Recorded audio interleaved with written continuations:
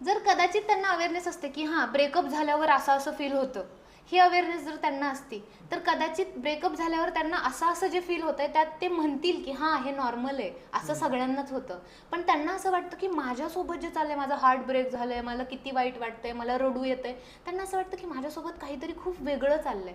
आणि याच्यामुळं मुलं म्हणतात की मी समाजापेक्षा वेगळा आहे, माझ्यासोबत वेगळं आहे, मला वेगळं ट्रीट केलं, मला एकटं पाडलंय, आणि ह्या सगळ्यातून ते सुसाईड करतात.